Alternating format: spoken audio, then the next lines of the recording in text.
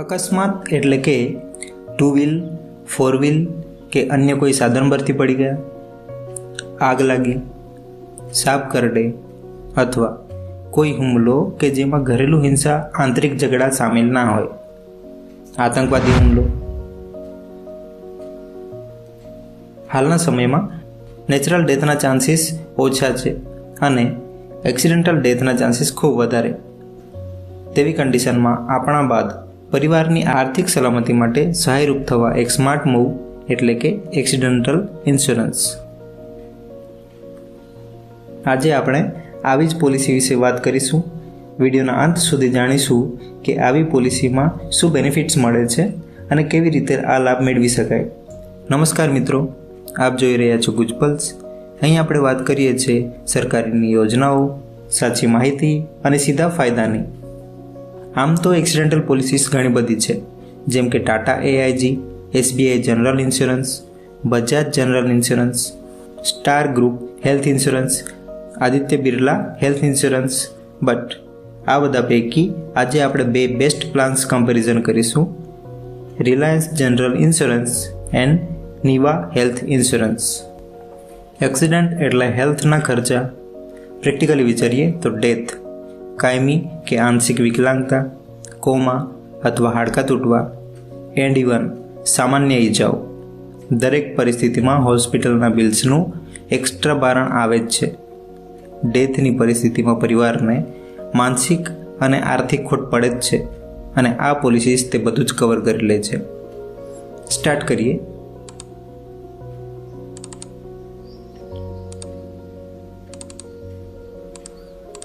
બંનેમાં વીમાની રકમ મુખ્યત્વે 3 ભાગમાં ડિવાઇડેડ છે: 5 લાખ, 10 લાખ અને 15 લાખ.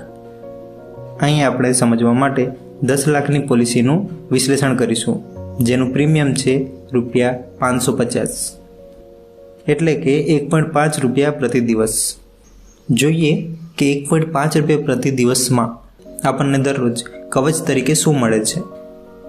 બંને પોલિસીમાં 18 વર્ષથી 65 વર્ષની વય સુધીના દરેક નાગરિકને ઇન્વોલ્વ કરવામાં આવે છે. વાત કરીએ 10 લાખની પોલિસીની, કે જેમાં અકસ્માત અને હોસ્પિટલના લાભો જોઈએ તો જો અકસ્માત મૃત્યુ થાય તો બંને પોલિસીમાં 100% બેનિફિટ મળે છે, એટલે કે 10 લાખ. મૃત્યુ સિવાયની કન્ડિશન્સની વાત કરીએ તો ધારો કે કાયમી કે આંશિક વિકલાંગતા અથવા કોમાની કન્ડિશન. કાયમી અને આંશિક વિકલાંગતાની પરિસ્થિતિમાં પણ આપણને પોલિસીના 100% એટલે કે 10 લાખ મળવાપાત્ર છે, જ્યારે કોમાની કન્ડિશનમાં 1 લાખ મળવાપાત્ર છે. અકસ્માત થાય છે તો હોસ્પિટલમાં આઈસીયુની પરિસ્થિતિ આવે છે. આઈસીયુમાં જો દાખલ હોઈએ તો ડેઇલી કેશ બેનિફિટ તરીકે રિલાયન્સ જનરલ ઇન્સ્યોરન્સમાં મળે છે ₹500, જ્યારે નીવા હેલ્થ ઇન્સ્યોરન્સમાં મળે છે ₹500 થી ₹1000. આઈસીયુ બેનિફિટ તરીકે વધારાના 100% ડેઇલી કેસ મળે છે રિલાયન્સમાં, જ્યારે નીવામાં મળે છે આપણને ડેઇલી કેસ કરતાં બમણી રકમ, એટલે કે 1000 અથવા 2000. જો હોસ્પિટલમાં દાખલ હોઈએ તો પૂરેપૂરો આઈપીડીનો ખર્ચ જે આવે છે તેમાંથી 1 લાખ સુધી આપણને મળવાપાત્ર છે. એક્સિડન્ટ થતાં જે સામાન્ય ખર્ચા આવે છે, એટલે કે ઇવન આપણે ઓપીડીમાં જઈએ તેમાં પણ આપણને બંને પોલિસીમાં ₹30,000 મળવાપાત્ર છે. હવે વાત કરીએ કે આ બંને પોલિસીમાં વેઇટિંગ પીરિયડ કેટલો છે, તો કે બંને પોલિસીમાં વેઇટિંગ પીરિયડ છે 30 દિવસ. પરંતુ જો પહેલાંથી કોઈ બીમારીઓ હોય તો તેવી બીમારીઓ સામે વેઇટિંગ પીરિયડ છે 12 મહિના, ઇવન રિલાયન્સમાં પણ અને નીવા હેલ્થ ઇન્સ્યોરન્સ પોલિસીમાં પણ. હવે વાત કરીએ કે એક્સિડેન્ટલ ડેથ થયા બાદ આપણા પરિવારને કઈ કઈ સહાય મળે છે. તો કે પરિવારનું પરિવહન. જ્યારે એક્સિડન્ટ થયું હોય તો તે વખતે પરિવારના પરિવહન પાછળ થયેલ ખર્ચમાં 25,000 સુધીનો બેનિફિટ મળે છે. અંતિમ સંસ્કાર માટે વધુમાં વધુ 5,000 સુધીનો ખર્ચ મળે છે. 10 લાખ તો ખરા, તેમજ બાળકના એજ્યુકેશન માટે 2 બાળકો સુધી 10%, એટલે કે રિલાયન્સ જનરલ ઇન્સ્યોરન્સમાં 1 લાખ સુધી અને નીવા હેલ્થ ઇન્સ્યોરન્સમાં 50,000 થી 1 લાખ સુધી મળવાપાત્ર છે. અહીં આપણે બંને પોલિસીમાં જો સૌથી મોટો ફરક જોઈએ તો જે વર્ષે એક્સિડન્ટ થયું હોય અને તે જ વર્ષે જો બાળકનું લગ્ન ગોઠવાયેલ હોય તો અહીં નીવા આપણને આપે છે 50,000થી 1 લાખ સુધીની સહાય. આ ઉપરાંત નીવા હેલ્થ ઇન્સ્યોરન્સ આપણને બ્રોકન બોન્સ માટે વધારાના લાભો આપે છે, જેમાં આપણને 25,000 રૂપિયા મળવાપાત્ર છે. હવે વાત કરીએ કે રિલાયન્સ જનરલ ઇન્સ્યોરન્સમાં શું એક્સ્ટ્રા મળે છે. જો પેશન્ટ અને તેના પરિવાર ઈચ્છે તો રિલાયન્સ જનરલ ઇન્સ્યોરન્સ હેઠળ આયુષ ટ્રીટમેન્ટ લઈ શકે છે, જે નીવા હેલ્થ ઇન્સ્યોરન્સમાં નથી.